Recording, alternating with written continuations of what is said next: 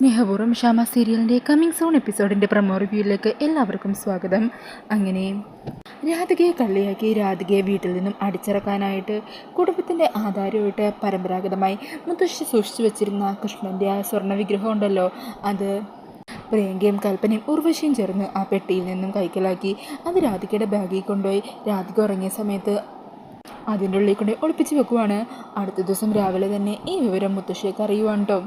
അങ്ങനെ വിഗ്രഹം കാണാനില്ല എന്നറിഞ്ഞ് എല്ലാവരും ടെൻഷനോടുകൂടി എല്ലാ റൂമും പരിശോധിച്ചുകൊണ്ടിരിക്കുകയാണ്.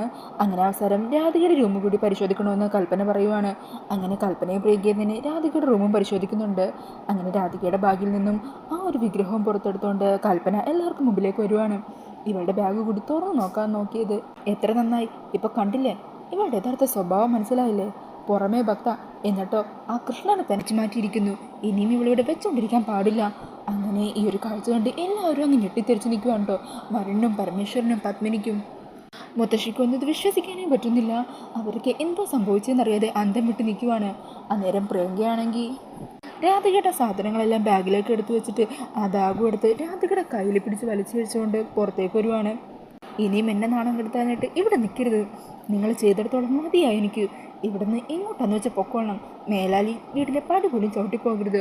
അങ്ങനെ പറഞ്ഞ് രാധികയെ പുറത്തേക്ക് തള്ളുവാണ്. എന്നിട്ട് ബാഗും പുറത്തേക്ക് വലിച്ചെറിയുവാണ് കേട്ടോ.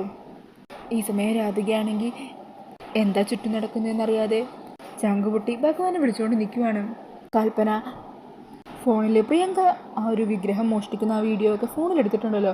മിക്കവാറും ആ വീഡിയോ വെച്ച് തന്നെ ആയിരിക്കും പ്രിയങ്കേനെയും കൽപ്പനയൊക്കെ വരണം ബാക്കിയുള്ളവരും ചേർന്ന് പൂട്ടാനായിട്ട് പോകുന്നത്.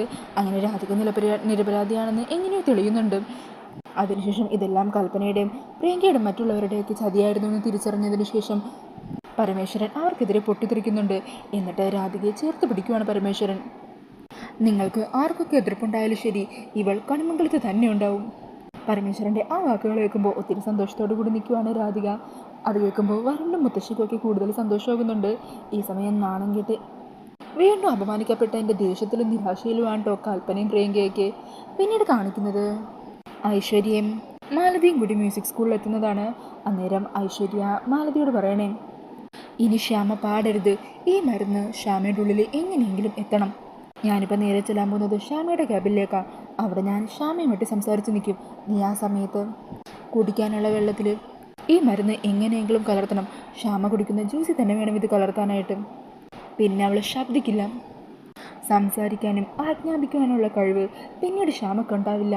അവളുടെ ശബ്ദം പോലും ആരും പുറത്ത് കേൾക്കാൻ പോകുന്നില്ല. പിന്നീട് കാണിക്കുന്നത് ഐശ്വര്യയും ശ്യാമയും കൂടി റൂമിലിരുന്ന് സംസാരിച്ചുകൊണ്ടിരിക്കുന്നതാണ്. ഈ സമയം മാലതി അവർക്ക് രണ്ടാൾക്കുള്ള ജ്യൂസ് തയ്യാറാക്കുവാണ്. അതിൽ ശ്യാമക്ക് കുടിക്കാനുള്ള ജ്യൂസിൽ ഐശ്വര്യ കൊടുത്താൽ മരുന്ന് ചേർക്കുന്നുണ്ട് കേട്ടോ. എന്നിട്ട് ശ്യാമ കുടിക്കേണ്ട ആ ഗ്ലാസ്സിൽ ഒരു ലെമണിൻ്റെ പീസ് എടുത്ത് ഡെക്കറേഷന് വെക്കുന്നത് പോലെ വെക്കുന്നുമുണ്ട്. ഈ കാര്യം മെസ്സേജിലൂടെ ഐശ്വര്യ കിടുകയും ചെയ്യുന്നുണ്ട്. ലെമൺ വെച്ചിരിക്കുന്ന ജ്യൂസാണ് മരുന്ന് ചേർത്തത് എന്നും പറഞ്ഞ് മെസ്സേജ് ഇടുവാണ്. അങ്ങനെ ഐശ്വര്യ ആ മെസ്സേജ് കാണുന്നുണ്ട് കേട്ടോ. പിന്നീട് കാണിക്കുന്നത് ശ്യാമയെ കാണാനായിട്ട് ശ്യാമയുടെ ക്യാബിനിലേക്ക് പൊയ്ക്കൊണ്ടിരിക്കുന്ന രാധികേനെ ആയിരിക്കും. ഈ സമയം ഈ കാഴ്ച കാണുന്ന അമൃത രാധികേനെ അവിടെ തടഞ്ഞു നിർത്തുക. അല്ല, കുട്ടി ഇതെങ്ങോട്ടാ? ഞാൻ ഫിദ മേഡത്തെ കാണാൻ പോകുക. ഫിദ മേഡം ഇപ്പോൾ ഒരു മീറ്റിങ്ങിലാണ്, ഇപ്പം കുട്ടി കാണണ്ട, രാധിക വരൂ എന്നും പറഞ്ഞ് രാധികയെ അവിടെ നിന്നും മാറ്റുവാണ് കേട്ടോ അമൃത.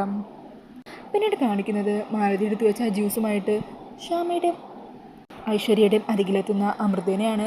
അങ്ങനെ അമൃത അവർക്ക് രണ്ടാൾക്കും ആ ജ്യൂസ് എടുക്കുവാണ്. ഈ സമയം ഐശ്വര്യ അതും തന്നെ ആ ലെമണില്ലാത്ത ജ്യൂസ് എടുക്കുവാണ്. അങ്ങനെ ശ്യാമ ആ ബാക്കിയുള്ള ജ്യൂസ് എടുത്ത് അവർ രണ്ടാളും ജ്യൂസ് കുടിക്കുവാണ് കേട്ടോ. ശ്യാമ അങ്ങനെ ജ്യൂസൊക്കെ കുടിക്കുന്നത് കണ്ട് സന്തോഷത്തോടെ ഇരിക്കുവാണ് ഐശ്വര്യ. ജ്യൂസ് കുടിച്ചു കഴിഞ്ഞതും ശ്യാമക്ക് വല്ലാത്തൊരു അസ്വസ്ഥത തോന്നുകയും ചുമക്കുകയും തൊണ്ടയിലൊക്കെ പിടിക്കുകയും ചെയ്യുന്നുണ്ട്. അതൊക്കെ കണ്ട് മരുന്നേറ്റതിൻ്റെ സന്തോഷത്തിലിരിക്കുവാണ് ഐശ്വര്യ. അപ്പോൾ ഇനി എന്താകും സംഭവിക്കാനിരിക്കുന്നത്? ശ്യാമക്ക് ശബ്ദം നഷ്ടപ്പെടുമോ? അതോ അമൃത ഇനി ആ ജ്യൂസുകൾ മാറ്റി വെച്ചിട്ടുണ്ടാകുമോ? അതെന്താണ് അവിടെ സംഭവിച്ചതെന്നറിയാനായിട്ട് നമുക്ക് വരാനിരിക്കുന്ന എപ്പിസോഡുകൾക്കായിട്ട് കാത്തിരിക്കാം. ഈ ഒരു കമ്മിങ് സൂൺ പ്രമോ റിവ്യൂ ഇഷ്ടമായിട്ടുണ്ടെങ്കിൽ മറക്കാതെ വീഡിയോ ഒന്ന് ലൈക്ക് ചെയ്യണേ. ഇതുപോലുള്ള കൂടുതൽ റിവ്യൂസിനായിട്ട് ഈ ചാനലൊന്ന് സബ്സ്ക്രൈബ് ചെയ്തും കൂടി സപ്പോർട്ട് ചെയ്യണേ. താങ്ക്